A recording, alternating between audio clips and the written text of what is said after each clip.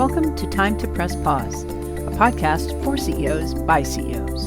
I'm your host, Ellen Williams, CEO of the Salient Strategist, and today I'm speaking with Jerry Colonna. Jerry is a leading executive coach who uses the skills he learned as a venture capitalist to help entrepreneurs. He's a co-founder and CEO of Reboot, the executive coaching and leadership development company, host of the Reboot podcast, and author of Reunion, Leadership and the Longing to Belong, and Reboot, Leadership and the Art of Growing Up, both published by Harper Business. Previously, he was a partner at JP Morgan Partners, the private equity arm of JP Morgan Chase. Welcome, Jerry. It's so great to have you on today's episode. Thanks, Ellen. It's great to be with you today. Excellent. So Jerry and I have been chatting a little bit about his books and his approach to life, and I'm really excited to hear your Time to Press Pause story. Well, I think that the best way to understand this for me, and I write a bit about this in my first book, Reboot, Leadership and the Art of Growing Up, I don't think of it as a time to press pause. I think of it as a time to stand still. And that line is really important to me because it's evocative of a very moving poem by David Wagner called Lost. The first line of which is, when you find yourself lost in the woods, stand still. Standing still as a theme saved my life. Wow. When I was 38, I was a rock star, superstar, venture capitalist. And I often likened myself to moving like the DC comic hero, The Flash. Just moving at the speed of light until my lifelong relationship with depression caught up to me. And it was a kind of collapse that was well beyond burnout. It was marked by suicidal ideation, which was a serious issue because I had attempted suicide when I was 18. So there was a lifelong relationship with these feelings. And it would be too simplistic to say that the reason for the depression was moving at the speed of light. But the ability to actually withstand standing still was critical for me. And I just turned 60 just a few months ago. Congratulations and happy birthday. Thank you. Thank you. Thank you. I am officially an elder now. We're in the same club. Well, sit up straight and eat your vegetables. That's what I like to say. But so we're talking about a time in some ways that began just shy of 30 years ago. And that was a very different climate for this kind of conversation. Was it? Yeah, I think I paused because on the one hand, I agree that, say, things have shifted and perhaps it's more acceptable to talk about things. For example, I've been on Tim Ferriss's show twice. And the first time was to talk about my first book, Reboot, 2019. But then I came back on the show. And this is relevant to what we're talking about here, because Tim sent me an email and got an auto reply. And the response was, hey folks, I'm on sabbatical, as I do every year. Okay. And I take July and August off to stand still every single year. And Tim wrote back and said, what the heck is that? Sabbatical? And we recorded an episode. I think he broadcast it in December of 21. But I can't tell you the number of people who reached out to me and said, sabbatical? Yearly? or yearly pressing pause. Right. Well, that's crazy. But I think that the truth is, Ellen, people have been doing this forever. Hmm. Well, What unless it, they're moving like the Flash. well, I think what it is that David Wagner wrote that poem decades ago. Thomas Merton would go into retreats. Every wisdom tradition I've ever encountered suggests the power of pausing. Every wisdom tradition teaches us that when you're lost in the woods, stand still. Don't keep moving only to get further lost. Hmm. I think the difference, and I don't even know that we're so different now, I think what we're identifying is that there's this cyclical phenomena of where we as a society speed up, speed up, speed up, and then we crash. And someone comes along and says, time to pause. Yeah.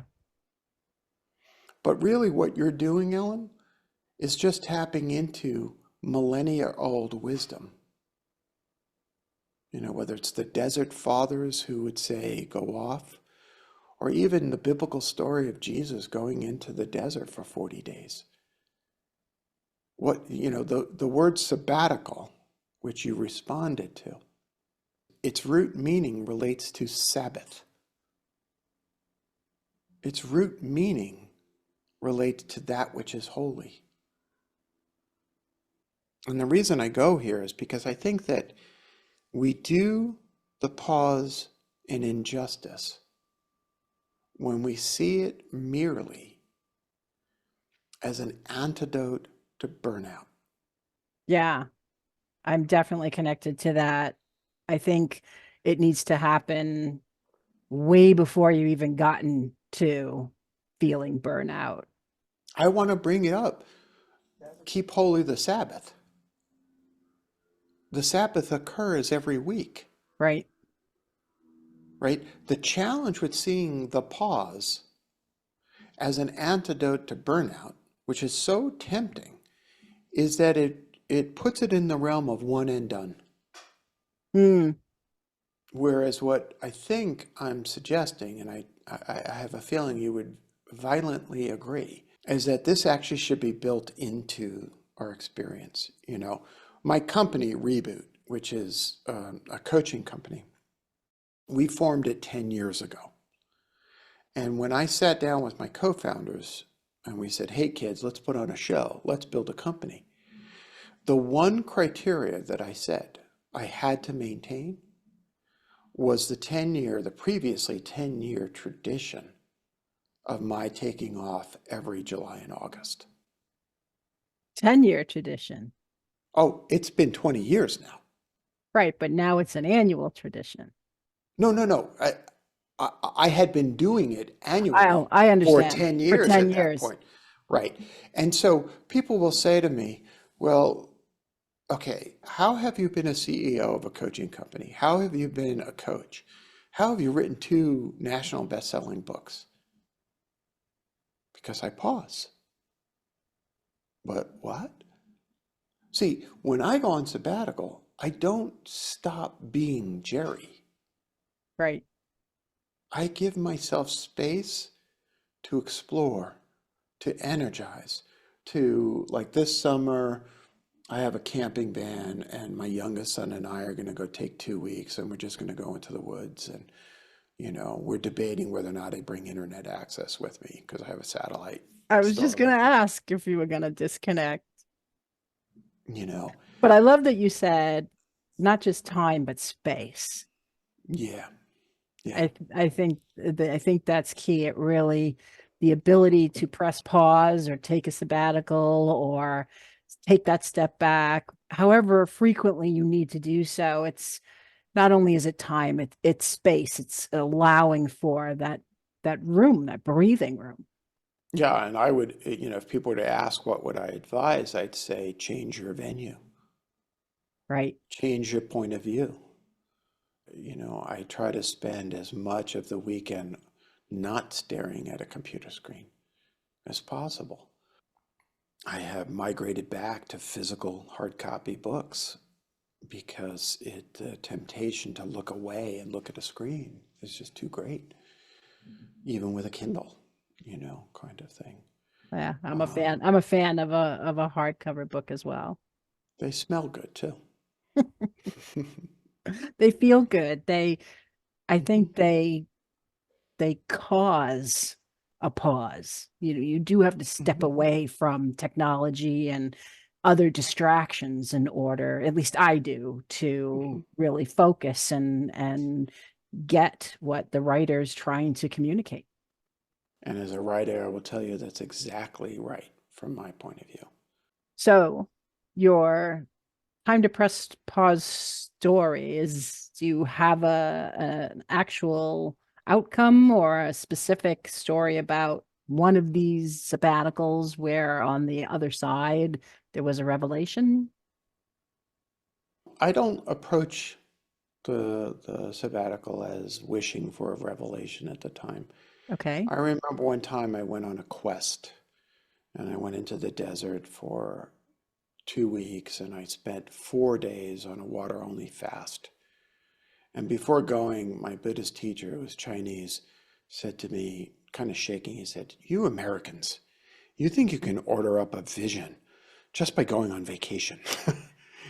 And so I don't approach it in that way. Okay. The way I approach it is, have you ever lain on your back and stared up the sky looking for shooting stars? Yeah, sure. Okay, so the trick is to actually not focus. The trick is to relax your gaze so that your peripheral vision can catch the movement. And the way I approach, to use your term, the pause or the sabbatical, is to relax my gaze and see what comes across my eyes. Sometimes it's resulted in books.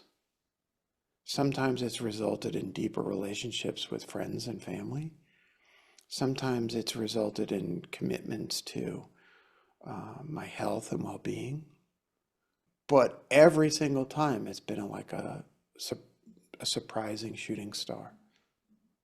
But if you stare too hard at the sky looking for shooting stars, you'll miss them. Mm.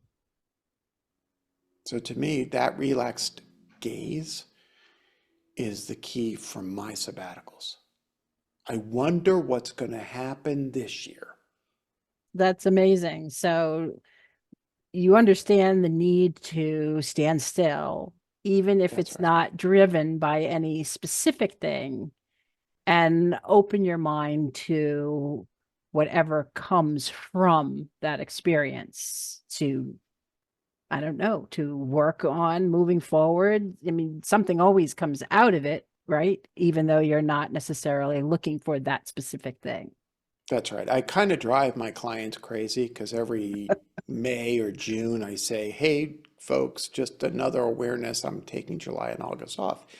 And invariably, at least one or two clients come in and say, sabbatical, great idea. I'd like to take a sabbatical. Do you think I should learn Portuguese? I say, I think you should Right. do nothing. I think you should drop any attachment to a goal. I think you should just relax your gaze, and see what arises. Well, I was going to ask you if you had any advice, but you sort of got there already, right? When just now talking about what you tell your clients. And I think it's fascinating. Certainly a different approach to pressing pause, Mhm. that I truly understand and appreciate the what you brought to the conversation. I really appreciate that. Thank you so much. It's Well, been a thank you. pleasure listening to you and learning from you. Oh, well, that's very, very sweet of you and kind. And thank you for the work you're doing right now. I hope everybody learns to stand still and take a pause. I do too. I think I've learned from the interviews I've done so far, the value that comes from it. Even though everyone seems to have a different approach as they go into it. And certainly, yours is as unique as anyone else's. I think what I've learned is I'm going to press pause a lot more frequently than I used to. There you go. You have permission. Oh, Let's put it that awesome. way. Now I'm whole. That's perfect. Thanks so much, Jerry. It was a pleasure, Ellen. Thanks for having me on the show. Thank you for listening to this episode of Time to Press Pause. To learn more about Jerry Colonna, go to reboot.io. To learn more about me, go to thesalientstrategist.com. And be sure to join us again wherever you listen to your podcasts.